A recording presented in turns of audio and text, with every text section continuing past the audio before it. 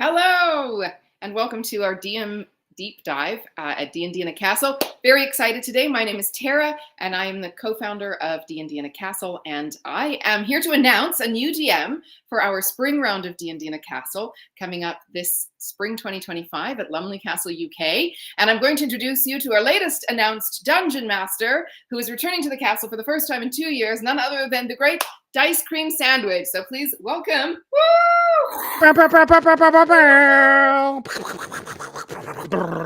across the wild. Yeah, how's it going?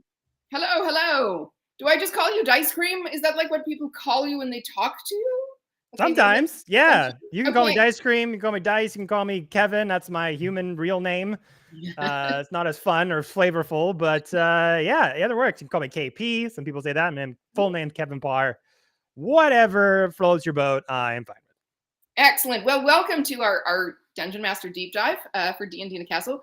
Super excited to have you today, as we are letting the world know that you are going to be at D&D in a Castle this spring, March 24th to 28th at Lumley Castle, UK. Heck yeah. So, that's very exciting because you have not been to the castle since 2022, and a lot has happened since 2022.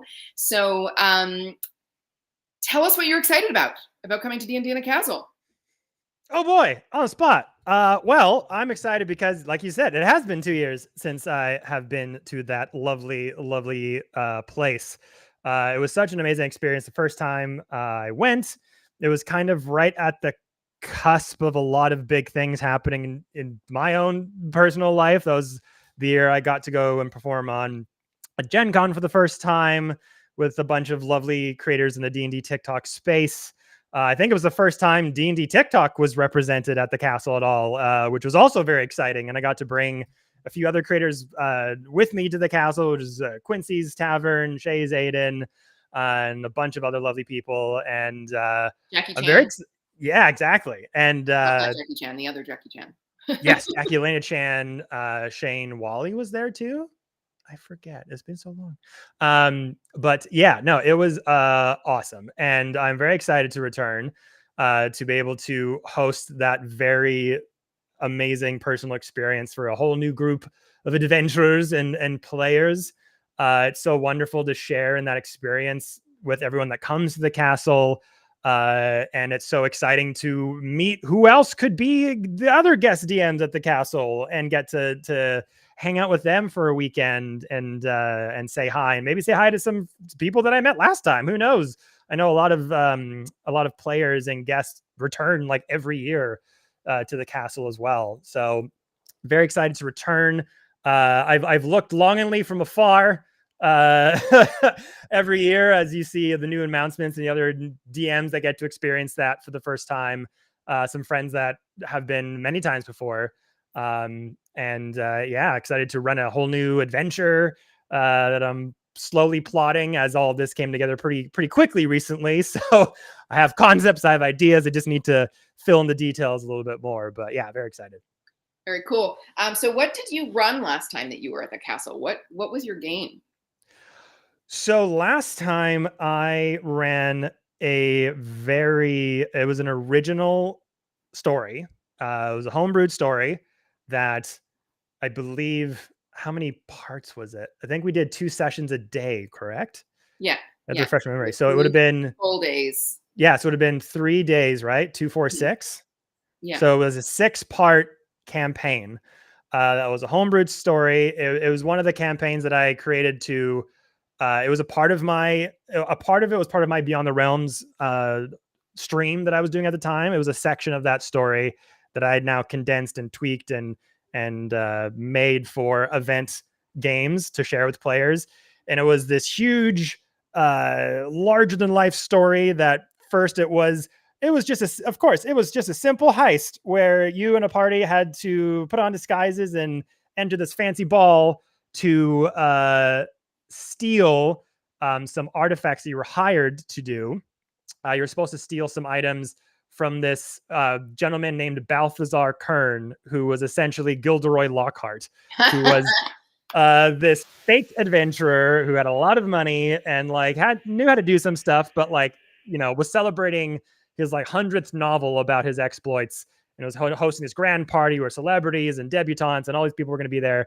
So you got some this gangster basically hired the party to infiltrate the party and to go down to the lower vaults of this amazing dwarven keep that was his house. So you had to go into the ballroom, figure out how to get into the lower levels where the vault was kept. You then had to get through the vault room with all the traps and puzzles and everything to get through the lower levels. To which the party then, went through all the vaults, because that's what you do in Heist. You don't go through the vault you're supposed to go to. You go to all the vaults. To which they found some very fun homebrewed items just for giggles and fun. A lot of them were homebrewed Marvel items.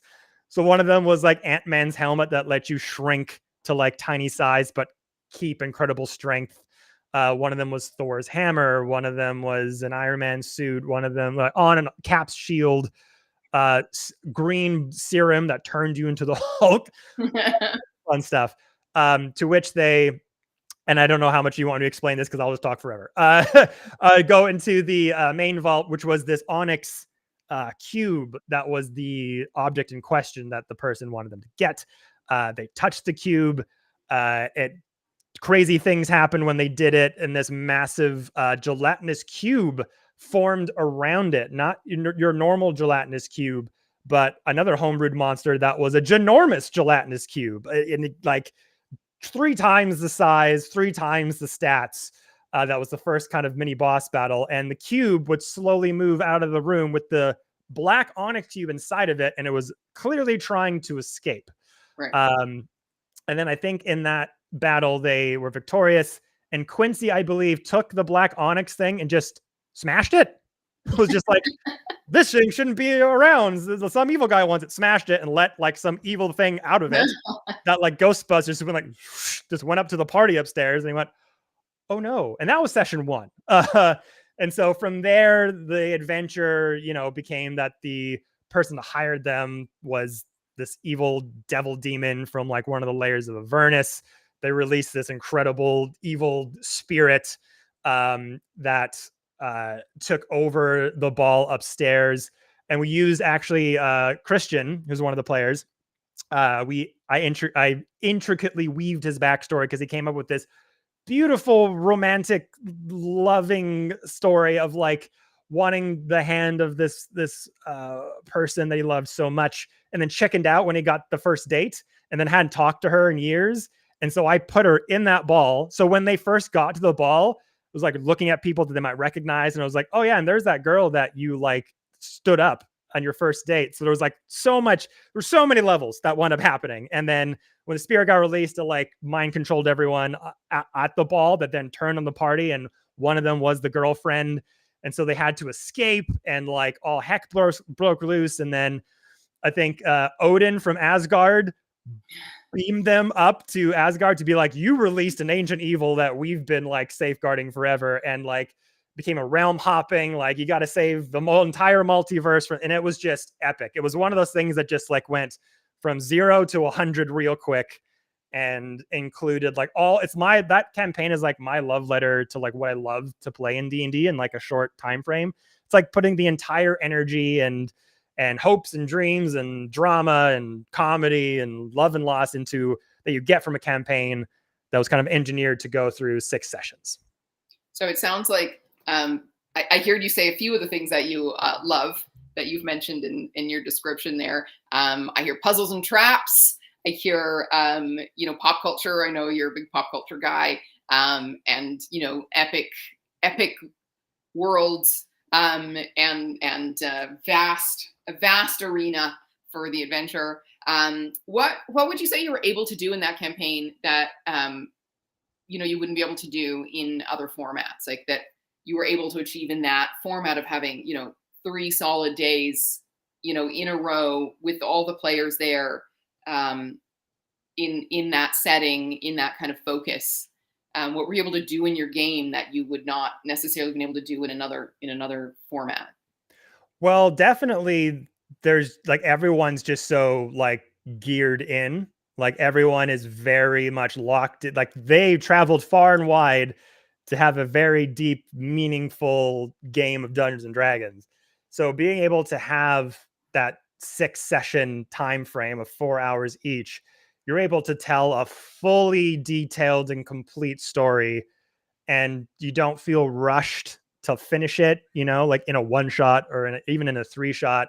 You have the permission to go as big and wide and epic as you want and really have the breadth of time to, let every player shine, tell all those backstory intricacies if they want that, to really take the story in all kinds of directions and let stories really breathe and explore all the best parts about Dungeons and Dragons that you love. And it also gives you a lot of time for when things inevitably don't go to plan. If you're the kind of DM like me, that my games, I feel, and I've had this sort of belief since I started getting into Dungeons and Dragons more professionally, is that I feel it is a player first game. My job is to not create a story and just have the players walk through it like a novel, and the walls are solid. You can't go through that door if I didn't plan for it. I feel my job is to make the game of Dungeons and Dragons a player first experience. The player's experience is my first and foremost goal, to make sure that they are having the best time possible telling the story that they want to tell.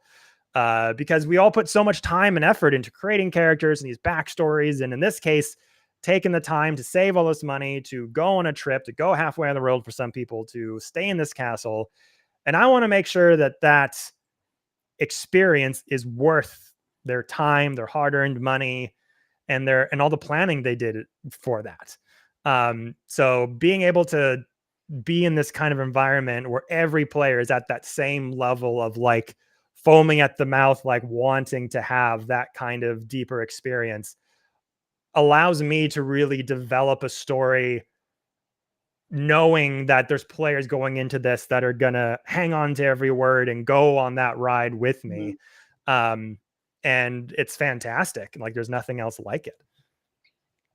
You said, that the player experience and the sort of player centric aspect is what you try to bring out in games. What do you think makes a great game of D&D?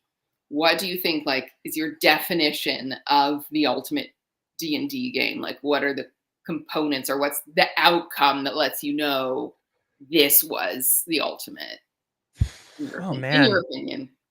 Well, there's like so many things you could answer that question with. I mean, Dungeons and Dragons, as at its core, is basically a narrative art form, right? So it's a form of entertainment. It's almost like looking at a painting. Like no two people look at the same painting and get the same thing out of it, or a movie for that matter, or a piece of music. So what judges a successful game of D&D, I think, is different for everybody. Some people might think it's the combat. Some people might think it's the social interaction. Some people might think it's the world building, on and on and on. I think for me personally, what I can be like, ooh, that was good for me, is when people are just having the best, most fun possible, when you're getting people to laugh, when you're getting people to gasp, when you're getting people to go, oh my God, no way. Like those big surprise moments that they didn't see coming, or those insanely ridiculous moments that they're like, what? Like that? Okay, sure. Oh my God. Like putting Marvel weapons in the vault. They didn't see that coming. I had nothing to indicate that would happen, but to see the surprise on their face and the shock and awe and the, oh, wow, this is what we're getting. Oh, sick. Like those exponential joygasm moments that they didn't see coming and that you facilitated for them. That to me is my own personal checklist of what made a game so awesome. And there's some people who are quieter than others. You might run a game and everyone will be like, yeah, that was great. And they're like, maybe they're not the most outwardly energetic people, but inside they're like, oh my God, well, I'm having the best time. So that just for me, and maybe my own weird neurotic ADHD mind, if I was with a bunch of players and they were very quiet, I'd be like, did I do a good job? I don't know. I didn't hear anything. But most of the time, even the most introvert player who maybe isn't the most vocal will most of the time come after you a session and be like, that was amazing. You did such a good, like they'll tell you, if they got something out of it. So yeah, that for me is just seeing the players' reactions to things that I built for them, surprises that I had built, and seeing their face when it happens. Those like nat 20s that have huge high stakes, they go, yeah, or those nat ones that also high stakes, they go, oh no. Like all of that is just music to my ears. When you came to D&D The Castle back in 2022, as you said, a lot has happened since then. You were sort of on the verge of blowing up. And so what have you been up to since 2022? Tell us what you've been doing. Oh man, I am a blabber, so I'll try not to go off on a tangent like Kevin Smith. Yeah, so basically a little pretext, like anyone who's watching this who might not know of my content or have seen my stuff before, I basically started making D&D content more. Like I was making it in like 2018, 2019. I started it right here in my apartment at a table here playing Curse of Strahd that my friend and producing partner Jordy Rose DM'd. And we were just like, hey, let's just stream a game for fun. We're getting to Critical Role and no expectations for it. We just want to do it for fun. We played Curse of Strahd and we had a little campaign group and it was great. And we had like a little tiny audience of like 15 people to watch us every week. That's all we wanted. We were excited. 2 people watched us, let alone 15. Pandemic hit. I was locked in here. Nothing to do. I had been on TikTok for a little bit before then, and then just dove into it full time. Just like, I'll make this my job because I don't have a job right now. And a lot of those videos started to catch on and started to connect with a lot of other content creators right when they were just starting. And a lot of us met each other for the first time. And so we started to do stream campaigns together because we're like, well, all these audiences want us to watch us play. Let's do it together. And the Balthazar job that first D&D in a Castle adventure was born from, you can watch me play it for the very first time on my YouTube channel. It was like the first one shot, like 3-shot thing I did with like other content creators. So you can see it from like 2020 if you want, the very first invention of it, and see how they did and what happened with them. But that steamrolled into meeting more creators, making more content, views going up, to doing my first stream campaign called Beyond the Realms that I did with a bunch of other amazing content creators, and was doing that weekly. And then that started to catch on a little bit.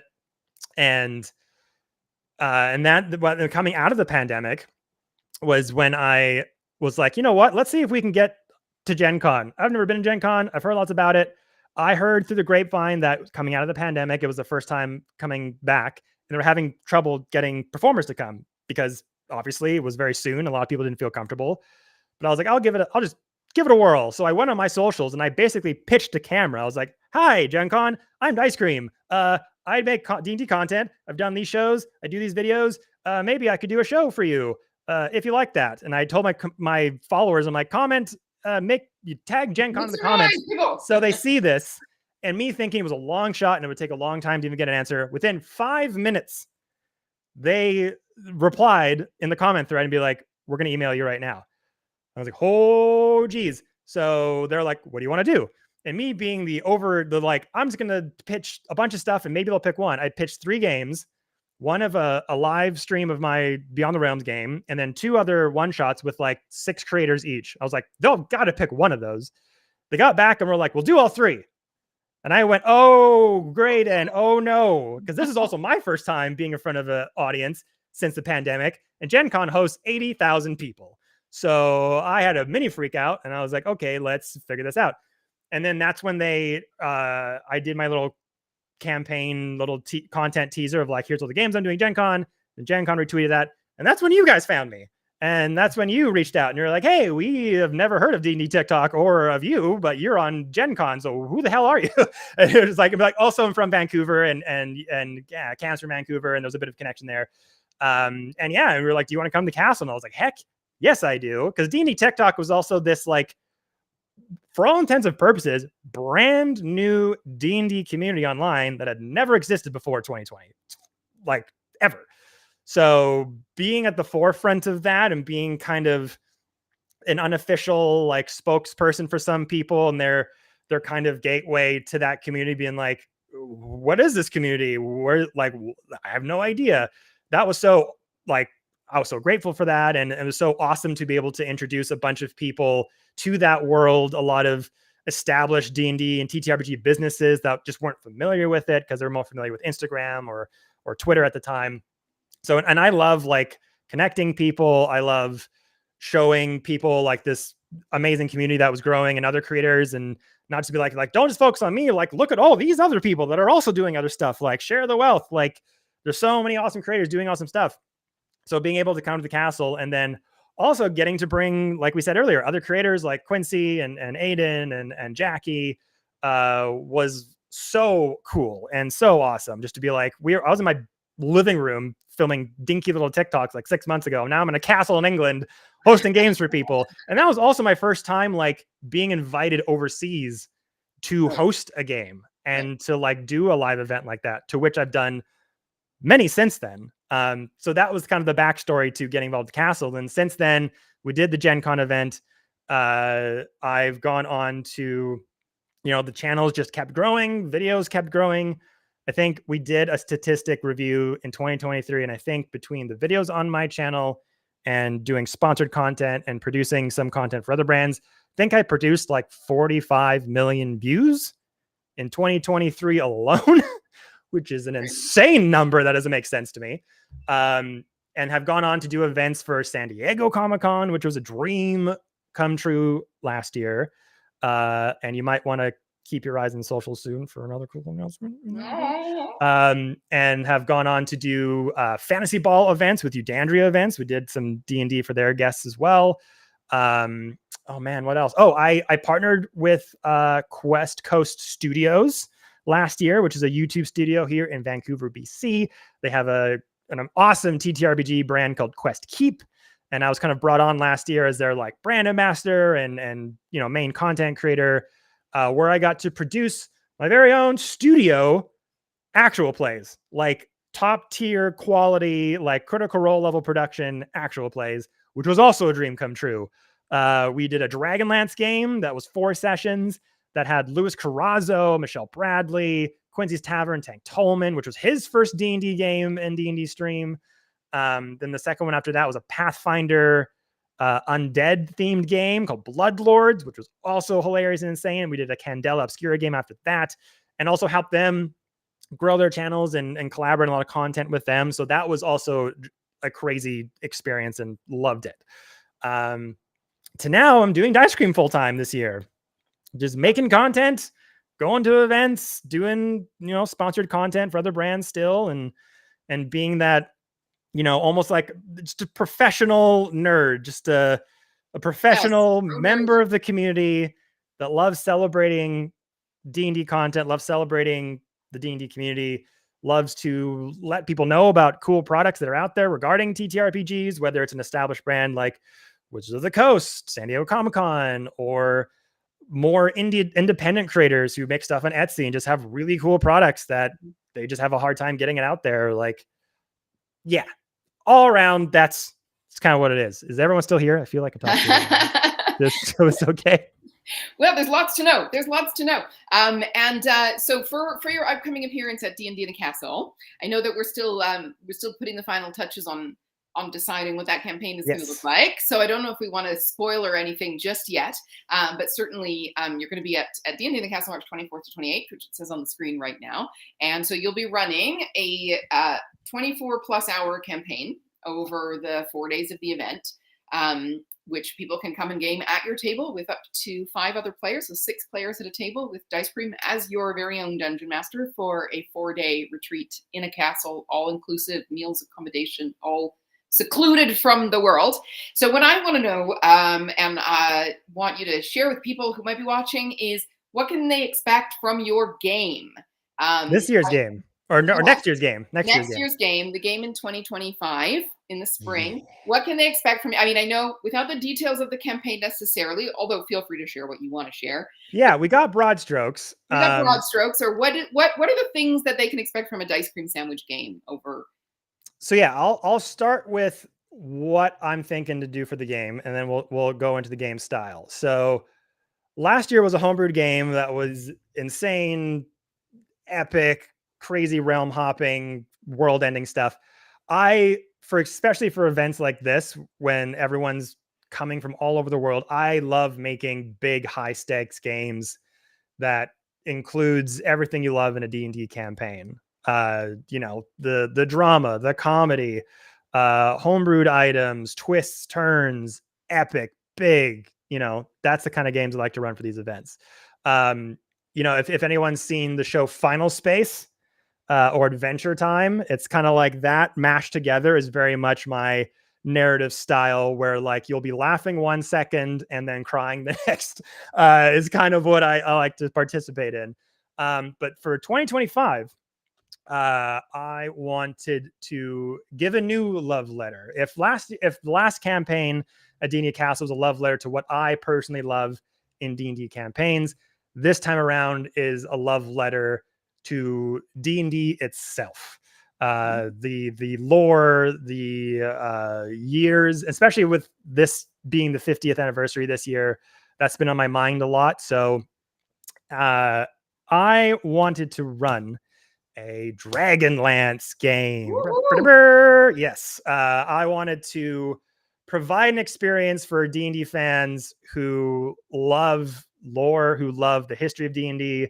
For those of you who have been playing for decades, since the 70s or 80s, and have read all those Dragonlance books and love those novels and just Forgotten Realms in general, I wanted to create something that had that in it. So I wanted to do a Dragonlance story, and very much an homage to the Dragonlance story that we told with Quest Keep, because that was so much fun and I love that world, and it's so rich and full of just such good stuff to play in. First instinct is to do a condensed version of the Dragonlance campaign that has come out, which is an amazing campaign story. It's so good. It's got so many highs and lows in that pre-written campaign, and I have all of the minis for that adventure. WizKids very lovingly, which I have a great relationship with, sent me all the minis for the Dragonlance campaign, and I've run it before. And I think for the hardcore fans of D&D that want to get into the world of Krynn, that want to be a moon mage, that want to relive the excitement of reading those books, that's the kind of thing I want to give to the players at D&D Castle next year. And also with the epic minis, the dragon riding minis that I have, I got those. The Death Knights, Order of the Black Rose, all of that. It makes for such classic D&D storytelling that involves all those things that I love about playing D&D. So that's, I think, what the flavor is going to be next year. So campaign details, what story we're going to tell necessarily, kind of TBD right now, as I am in the middle of a lot of other projects currently. We just released our announcement for my next stream that's starting this Sunday. Cool. War of the Realms, sequel to Beyond the Realms that we just talked about. So I've been putting a lot of time into that, but yeah, you will start to see on the D&D in the Castle website and in the newsletter when I've got more details that I'll put in there. But for anyone who's already played the Dragonlance campaign, there might be some new stuff in there for you that you won't expect.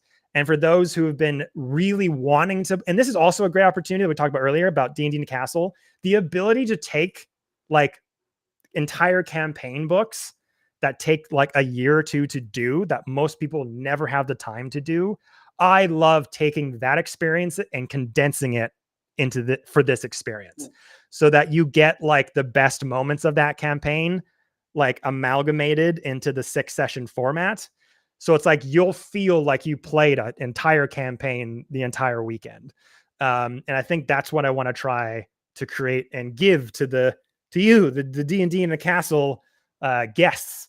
So I'm very excited about it, and to also see how the players are going to make their own backstories, how they're connected to the world of Krynn, and what class they want to make, because the campaign also gives them some class specific stuff. And who knows, because also we haven't even touched on this yet. The new player's handbook, the new DM's guide will also be out by the time we get to the castle. So people are going to be able to use those new mechanics, those new classes with the new features, which I am so excited to run. So yeah, that's the energy we're bringing in Woo. in 2025, and maybe layer in some fun, well-known NPCs from the Forgotten Realms novel world, like Drizzt Do'Urden, Morton Kanan, all that good stuff. So in your upcoming stream that you mentioned, you're the DM of that one? Yes, I am the DM of that one. And that has a new cast. It takes, if anyone who watched Beyond the Realms, one of the, and like this is a bit of a side tangent, but one of the most humbling and amazing feelings I've ever had since making content is having people come up to me and being like, hey, just so you know, your Beyond the Realms campaign during the pandemic, like, gave me something to do every Monday. And like when like the world was on fire and I didn't know what was going on, I could come to your stream every Monday, watch a fun story, and you playing with all those awesome people. Game Raider Girl, Ben Does D&D, Between Two Johns, Clerical Error, which I think they've changed their name now, Saf, Two Art the Bard, and everyone who was involved. That just gives me the most warm feeling ever. So to be able to come back to that, to do my own, we're doing a homebrewed story based off Shattered Obelisk. It's got Tank Tolman, Valiant Fox, Mossy Socks. Tank Tolman's just in the chat right now. Hey, in here, Tank Tolman, what up? Mini campaign.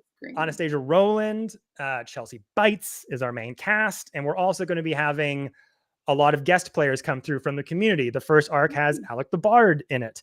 And we've got some other cool, tasty surprises. And we've pre-recorded like the first couple arcs, but we're still recording, and we're going to be adding, more guest players as the story kind of gets more insane. But it's got homebrewed locations, homebrewed classes, homebrewed locations, items within it as well. So very, very excited. Cool. And that would be my recommendation if you want to check out Dice Cream Sandwich as a DM and see if his is the campaign you'd like to join at D&D in a Castle this coming spring. You can currently go to dndinacastle.com /spring 2025 if you want to find out more about that upcoming event. We also have other upcoming events, including a couple in August coming up in the USA, if traveling halfway around the world seems like more than what you would like to do.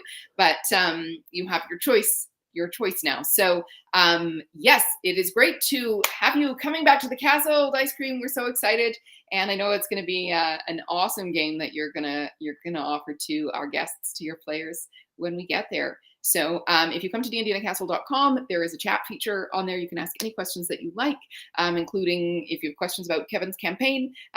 We will pass them along for him to be able to answer, and you can find out about everything that's going on at D&D in a Castle there. And we're real life people behind the scenes answering those questions and things too.